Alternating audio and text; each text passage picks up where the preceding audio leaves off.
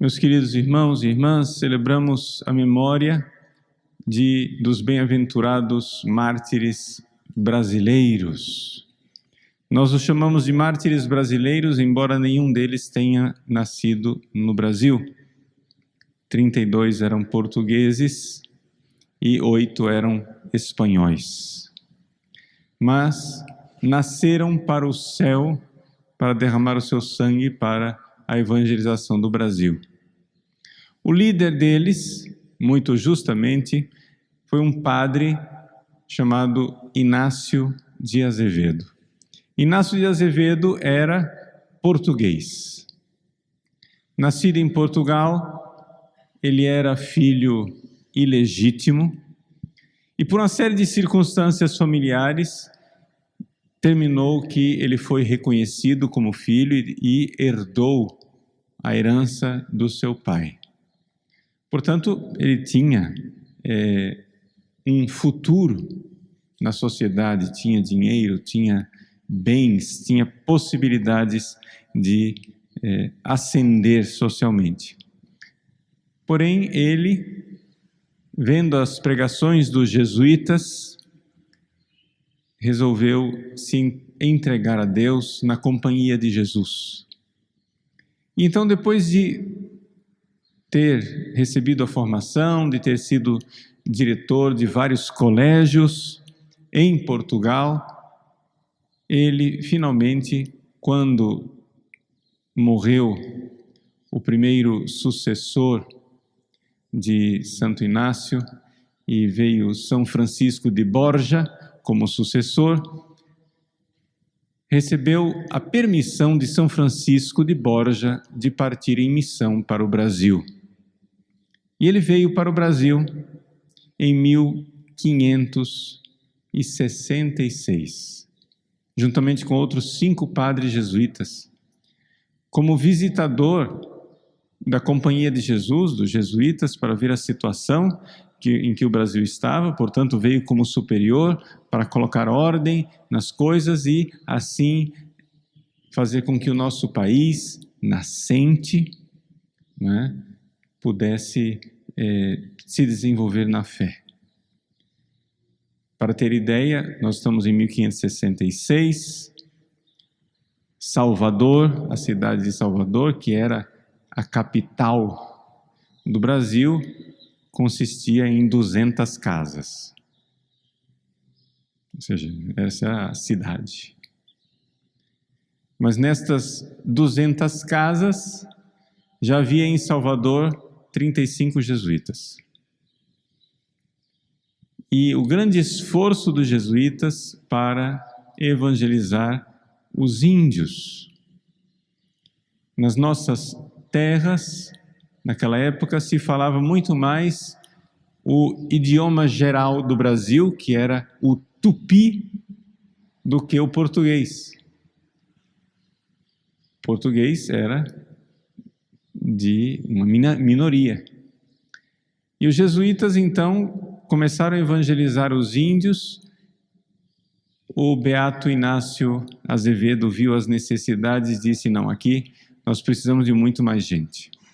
Muito mais gente não só para evangelizar, mas também precisamos de irmãos jesuítas, coadjutores, que sejam mestres de obras, que saibam construir os colégios, que saibam também, sejam mestres nas artes, né? De entalhar madeira, etc., porque afinal das contas é necessário construir as coisas para nós fazermos evangelização. Então ele voltou para a Europa, recebeu a permissão de São Francisco de Borja de passar nos colégios para entusiasmar os jovens e convencê-los a vir para o Brasil para evangelizar. Ele conseguiu ao todo 70 religiosos. Foi a maior expedição destinada a terras estrangeiras feita pelos jesuítas até então. Isso foi um grande feito, uma grande obra do bem-aventurado Inácio de Azevedo. Ele que foi conseguindo cada um desses missionários para virem para as nossas terras, para evangelizar o Brasil. Tudo isso ele fez por amor a nós. Por amor a nós, para nos levar para o céu, meus irmãos. E ele foi e convenceu e foi atrás do rei de Portugal, pediu ao rei que ajudasse a custear a travessia, a missão, a viagem dos jesuítas. Juntou as pessoas, preparou durante 5 meses, esses jesuítas ficaram se preparando, não somente espiritualmente, mas também fisicamente, para a travessia. Partiu a expedição para o Brasil, juntamente com o novo governador do Brasil, que iria substituir Mendes Sá.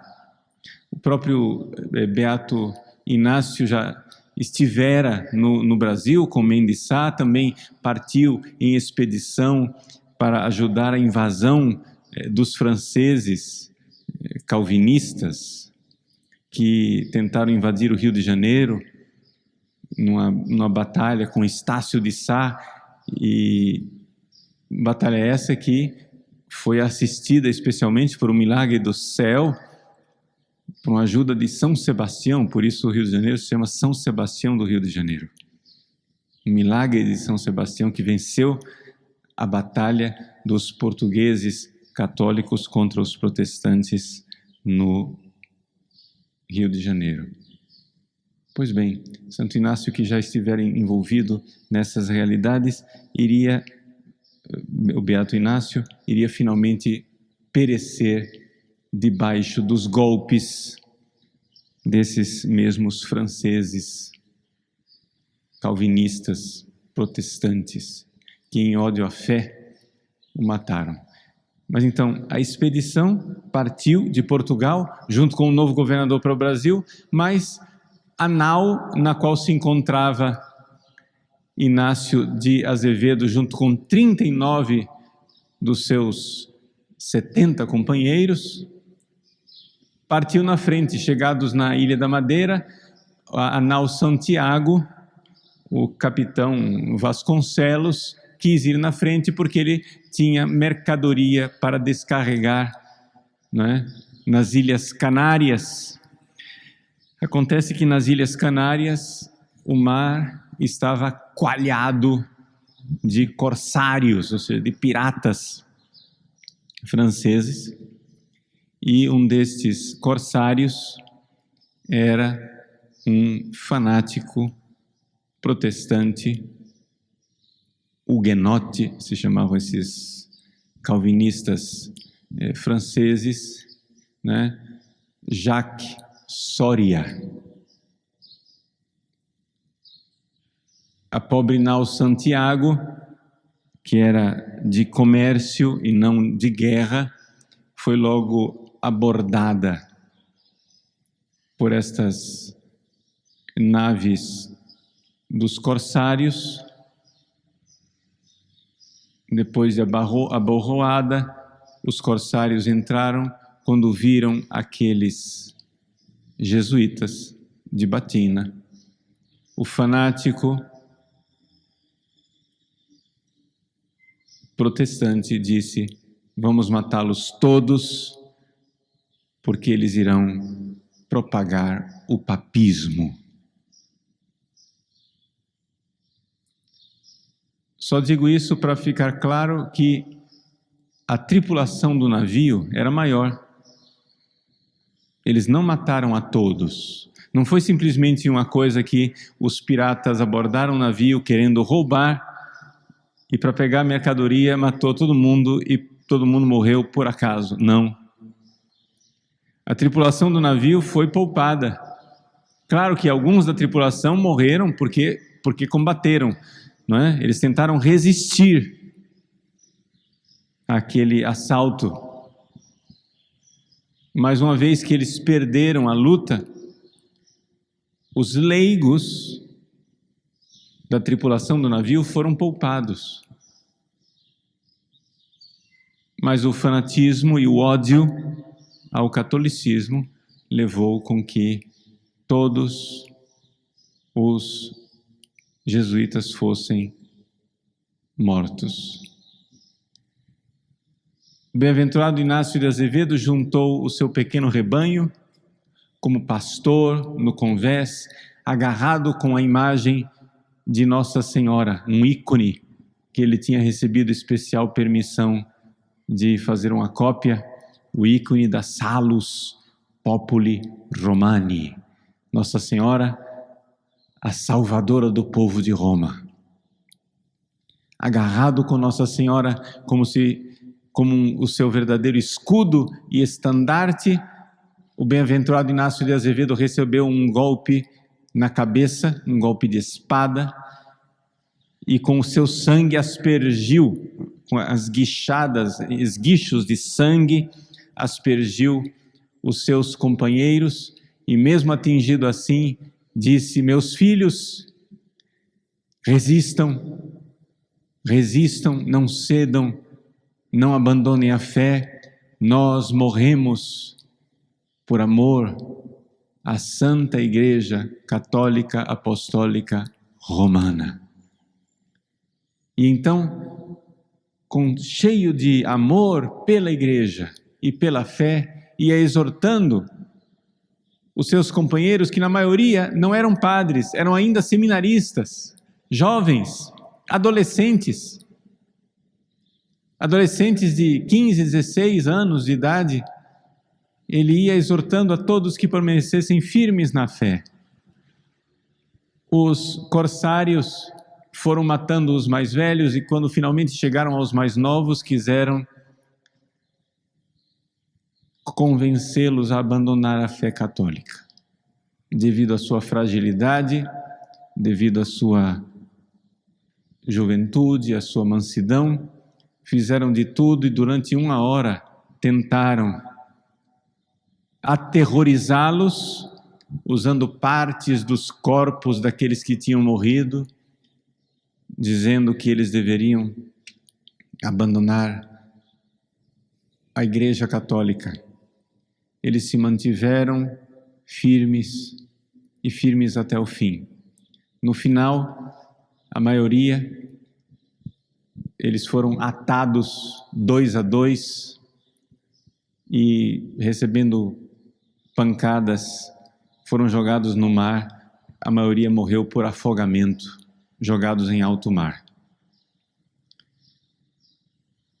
Inácio de Azevedo, que foi o primeiro a morrer, morreu golpeado pela espada e lançado ao mar, agarrado com o ícone de Nossa Senhora, o qual ninguém conseguia tirar de suas mãos. Estava como que imobilizado com o ícone e agarrado com a Virgem Maria. Ele entregou a sua belíssima alma a Deus.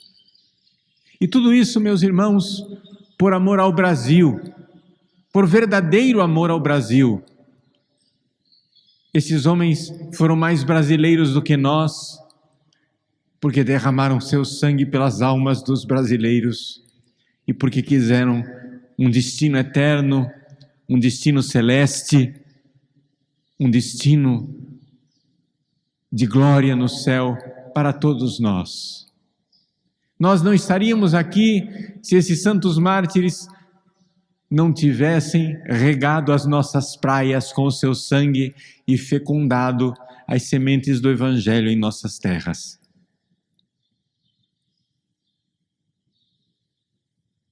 Um episódio bastante bonito é que, embora fossem 40 jesuítas naquele navio, um deles não foi martirizado. Era o cozinheiro. Os corsários quiseram reter o cozinheiro e sentiam grande prazer em fazer com que um jesuíta cozinhasse para eles. E através dos relatos desse sobrevivente que nós sabemos detalhes do martírio e de como cada um dos mártires morreu. Você disse assim, mas padre, mas não são 40 mártires? Sim, são 40. Mas um não deixou de morrer, então são 39. Não, são 40.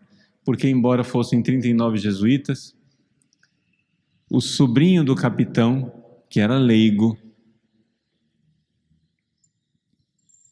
que foi chamado de, sabemos que o nome dele era João, mas foi apelidado de Adalto, João Adalto, porque em latim quer dizer João acrescentado, adicionar, adaudere, aumentar, aumentou o número. O sobrinho do capitão, que não era jesuíta, que era leigo, imagine, um menino formado no mar, um menino que não tinha grande formação. Naqueles poucos dias de convívio com os jesuítas, o coração dele ficou completamente apaixonado por aquela vocação e tinha pedido ao bem-aventurado padre Inácio de Azevedo que o recebesse como postulante. Quando morreram todos os jesuítas, esse menino se ergueu e disse: eu também sou jesuíta, matai-me. Não, tu és leigo, onde está a tua roupa de jesuíta? Onde está a tua batina? Então ele foi até um dos cadáveres, tirou a batina, vestiu a batina, e com aquela roupeta ensanguentada, foi também ele martirizado e acrescentado ao número glorioso de nossos santos mártires. Milhares de quilômetros dali, nós estamos na costa das Ilhas Canárias, a milhares de quilômetros dali, na Europa, em seu convento carmelita, Santa Teresa d'Ávila teve um êxtase e uma visão. E nessa visão, ela viu os 40 mártires brasileiros entrando no céu.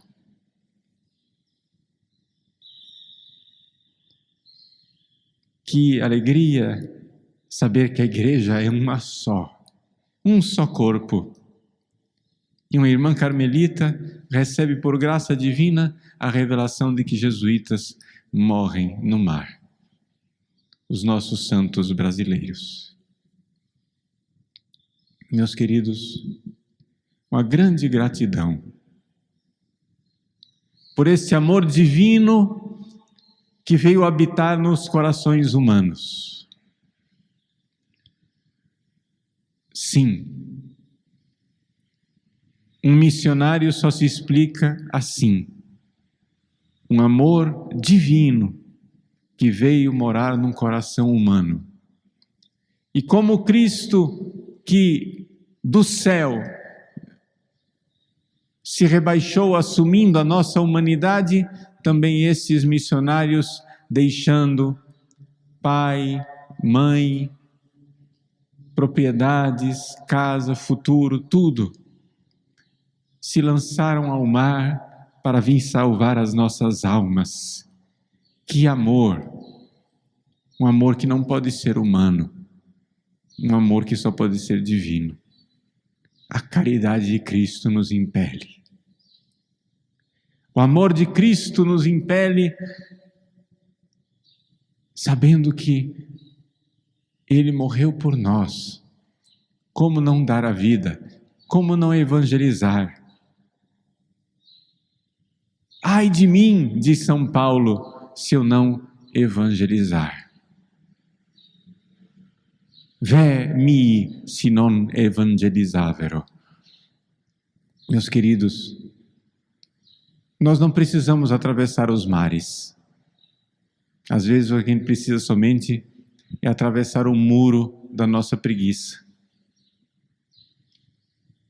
O muro de nosso comodismo, de dirigir uma palavra a uma pessoa que pode receber o Evangelho no nosso trabalho, na nossa vizinhança, nos nossos conhecidos. Nós não precisamos atravessar os mares. Só precisamos atravessar e fazer a grande travessia daquela distância imensurável, que é a distância entre um cristão acomodado, preguiçoso, desanimado e triste, para ser um cristão inflamado de amor por Cristo, para levar e atrair todos a Cristo. É esta viagem que precisamos fazer. Esse é o sangue que precisamos derramar.